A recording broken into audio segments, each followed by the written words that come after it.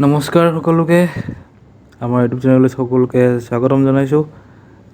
আমাৰ চেনেলটো আচলতে নতুন হয় আৰু যিসকলে নতুনকৈ চাই আছে অনুগ্ৰহ কৰি ছাবস্ক্ৰাইব কৰি দিব আৰু আমাৰ ভিডিঅ'বোৰ আগলৈ শ্বেয়াৰ কৰি দিব।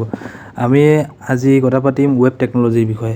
ৱেব টেকন'লজিৰ আমি বেছিক বস্তুখিনি চাম, যিখিনি একচুৱেলি আমি এতিয়া থিয়ৰীৰ বস্তুখিনি চাম আৰু পিছলৈ আমি তাৰ প্ৰেক্টিকেল বস্তুখিনি যাম আৰু এডভান্স লেভেললৈ যাম। আমি ৱেব টেকন'লজিৰ লগত জড়িত যিমানখিনি আছে চব বস্তু আমি ইয়াতে শিকিব পাম। তো ফাৰ্ষ্ট অফ অল আমি ৱেব টেকন'লজি বুলিলে কি বুজোঁ? ৱেব টেকন'লজি একচুৱেলি হয় কি, আপোনালোকে এইবোৰ বস্তুবিলাক গোটেইখিনি পঢ়ি ল'ব প'ষ্ট কৰি পেলাই মই জাষ্ট অভাৰভিউ এটা দি যাম। ৱেব টেকন'লজি বুলি ক'লে আমি ইণ্টাৰনেটৰ থ্ৰুদি কমিউনিকেশ্যনটো বুজায়। একচুৱেলি যেনেকৈ ধৰি লওক এটা ব্ৰাউজাৰৰ থ্ৰুদি আমি কিবা এটা বস্তু চাৰ্চ কৰিছোঁ বা ক'ৰবাত আমি ফৰ্ম এটা ফিল আপ কৰিছোঁ, তো সেইবোৰ বস্তুক ৱেব টেকন'লজি বুলি কয়, যিটো ব্ৰাউজাৰত চলে। ৱেব ব্ৰাউজাৰত যিবিলাক চলে, ৱেব ব্ৰাউজাৰ যিবিলাক ৱেবছাইট আছে বা ৱেব এপ্লিকেশ্যন আছে, এইবিলাক ৱেব টেকন'লজিৰ ভিতৰত পৰে। তো ৱেব টেকন'লজিবিলাক কেইটামান ভাগত ক্লাছিফাইড কৰিছে, like web browser, web server, web page, web development. আমি ৱেব ডেভেলপমেণ্টটো চাম লাহেকৈ, কি আছে তাত, কি কৰিব লাগে। ৱেব ব্ৰাউজাৰটো চবে চিনি পায়, যিবিলাক ব্ৰাউজাৰ থাকে আমাৰ ফোনত জেনেৰেলি বা লেপটপত, কম্পিউটাৰবিলাকত থাকে। ক্ৰম, মাইক্ৰ'ছফ্ট এজ বা বহুত ধৰণৰ ব্ৰাউজাৰ আছে। তো সেইবোৰ ৱেব ব্ৰাউজাৰ, যিবিলাকৰ থ্ৰুদি আমি ইণ্টাৰেক্ট কৰোঁ, ইণ্টাৰফেচ, য'ত আমি ইণ্টাৰফেচ আৰু ছাৰ্ভাৰৰ লগত কানেক্ট কৰোঁ।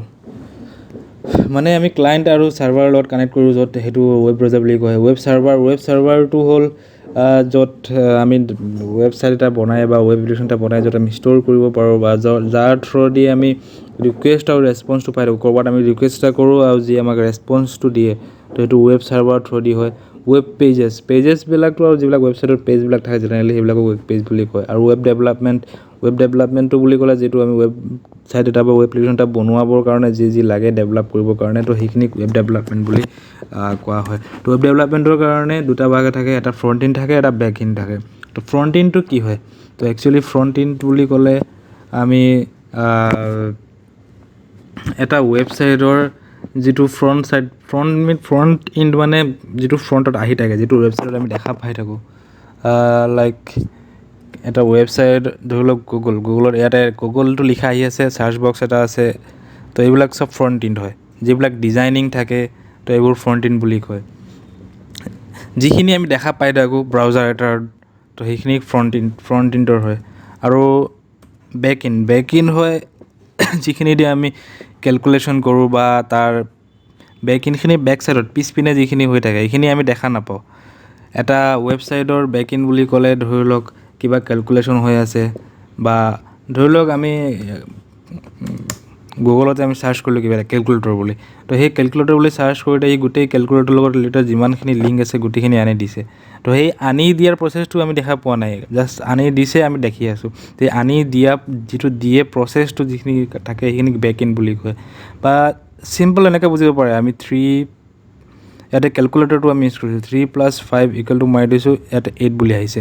তো এই বস্তুটো যে 8টো কেলকুলেট হৈছে, এই কেলকুলেটটো ইয়াত আমাক জাষ্ট দেখাইছেহে, কিন্তু এই কেলকুলেশ্যনখিনিৰ যিখিনি কোড থাকিব বা ইয়াৰ কাৰণে যি কৰিব লাগে সেইখিনি বেক এণ্ডত প্ৰচেছ হৈছে। এই প্ৰচেছিং যিখিনি বেক এণ্ডত হয়, তো সেইটো বেক এণ্ডৰ কাৰণে হয়, এইটো বেক এণ্ডত কৰে সেইখিনি বস্তুখিনি।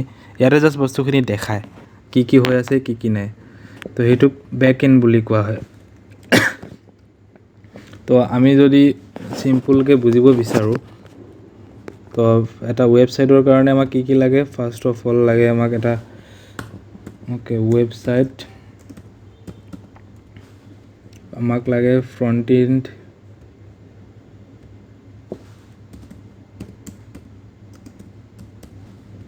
আৰু লাগে আমাক বেক এণ্ড। তো ফ্ৰণ্ট এণ্ড আৰু বেক এণ্ড দুয়োটাৰ কাৰণে বেলেগ লেংগুৱেজেছ আছে। আমি ফ্ৰণ্ট এণ্ডৰ কাৰণে ধৰি লওক আমাৰ কি লেংগুৱেজ আছে।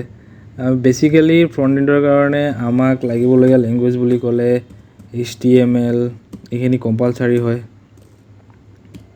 HTMLটো লাগে, hyper text markup language, CSS, এই দুটা বস্তু লাগে।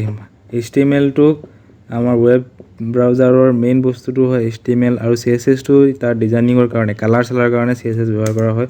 তাৰপিছতো আৰু আছে জাভা স্ক্ৰিপ্ট, জাভা স্ক্ৰিপ্ট এনেকুৱা তো ফ্ৰণ্ট এণ্ডৰ আমি HTML CSS জাভা স্ক্ৰিপ্ট এইখিনি বেছিক বস্তুখিনিৰ কাৰণে আমি এইখিনি ফাৰ্ষ্ট শিকি ল'ম যিখিনি ফ্ৰণ্ট এণ্ডত পৰে বেক এণ্ড বুলি ক'লে বেক এণ্ডৰ বহুত লেংগুৱেজ আছে যেনে PHP জাভা পাইথন আৰু বহুত আছে C এইবোৰ বেক এণ্ড লেংগুৱেজত হ'ব তো আমি ফাৰ্ষ্ট অফ অল আমি নেক্সট ভিডিঅ'টোত আমি HTMLটো শিকিম এণ্ড তাৰপিছত আমি CSSটো শিকিম তাৰপিছত জাভা স্ক্ৰিপ্টটো শিকিম বেক এণ্ডটো আমি পিছত শিকিম ফাৰ্ষ্ট আমি ফ্ৰণ্ট এণ্ডখিনি শিকি ল'ম ফ্ৰণ্ট এণ্ডখিনি শিকি ল'লে আমি এটা চিম্পল ৱেবছাইট ডিজাইন কৰিব পাৰিম এটা ডিজাইনিং পাৰ্টটো আমাৰ হৈ যাব আমি এটা ছাইট ডিজাইন কৰিবৰ কাৰণে এইখিনি আমি শিকি ল'ম তো আমি ষ্টেপ বাই ষ্টেপ গোটেইখিনি বস্তু শিকি যাম লাহেকৈ HTML আৰু CSSটো ফাৰ্ষ্টত শিকি ল'ম জাভা স্ক্ৰিপ্টটো তাৰপিছত আমি লাহেকৈ ল'ম আৰু গোটেই বস্তুখিনি আমি কভাৰ কৰিব ট্ৰাই কৰিম একদম বেছিকৰ পৰা যাতে চবে গোটেইখিনি বস্তু শিকিব পাৰে চ' আজিৰ ফাৰ্ষ্ট ভিডিঅ'টো ইমানতে হ'ব আমি নেক্সট কোডিঙৰ পাৰ্টটোত যাম আমি জাষ্ট এটা অভাৰভিউ এটা দিলোঁ মই যে কি থাকে এটা ৱেবছাইটৰ কাৰণে আমাক কি বস্তু দৰকাৰী হয় তো আমি কি শিকিলোঁ ফাৰ্ষ্ট ৱেবছাইট বনাবৰ কাৰণে আমি ৱেবছাইটবিলাক আমি ব্ৰাউজাৰত চলাওঁ তাৰপিছত ৱেব ছাৰ্ভাৰ য'ত আমি বস্তুবিলাক ষ্ট'ৰ কৰি থওঁ ৱেব পেজবিলাক শিকিলোঁ আৰু ৱেব ডেভেলপমেণ্টটো আমি জানো ৱেবছাইট এটাৰ কি থাকে এটা ফ্ৰণ্ট এণ্ড থাকে এটা বেক এণ্ড থাকে তো ফ্ৰণ্ট এণ্ডটো হ'ল যিখিনি আমি দেখা পাই থাকোঁ ডিজাইনিংখিনি বা যিখিনি এনিমেশ্যন যিবিলাক যি ডিজাইন কৰিব লাগে যিখিনি কালাৰ চালাৰ যিখিনি আমি দেখা পাই থাকোঁ সেইখিনিক ফ্ৰণ্ট এণ্ড বুলি কয় যি বস্তু আমি দেখা পাই থাকোঁ সেইখিনি চব ফ্ৰণ্ট এণ্ড বুলি কয় বেক এণ্ডটো হ'ল যিখিনি কেলকুলেশ্যন হৈ থাকে বা যিখিনি আমি ডাঙৰ ৱেবছাইটবিলাক বনাবৰ কাৰণে ৱেব এপ্লিকেশ্যনবিলাক বনাবৰ কাৰণে বেক এণ্ডটো কাৰণে কিবা এটা ফৰ্ম এটা ছাবমিট কৰিলে যে ফৰ্মখিনি ক'ৰবাত ষ্ট'ৰ কৰি থ'ব লাগিব বা ক'ৰবাৰ পৰা আমি ডাটাবেছৰ পৰা ফৰ্মখিনি আনিব লাগিব তো সেইখিনিৰ কাৰণে আমি বেক এণ্ডটো ইউজ কৰোঁ তাৰপিছতো আছে ডাটাবেছটো আমি পিছত আলোচনা কৰিম আগতে আমি ফ্ৰণ্ট এণ্ডটো আৰু বেক এণ্ডটো জানি ল'ম আজিৰ ভিডিঅ'টোলৈ ইমানলৈ থাকক আমি নেক্সট ভিডিঅ'টোত আমি কোডিং পাৰ্টটোত যাম অলপ আৰু ফ্ৰণ্ট এণ্ডৰ আমি বেছিক বস্তুখিনি অলপ চাই ল'ম থেংক ইউ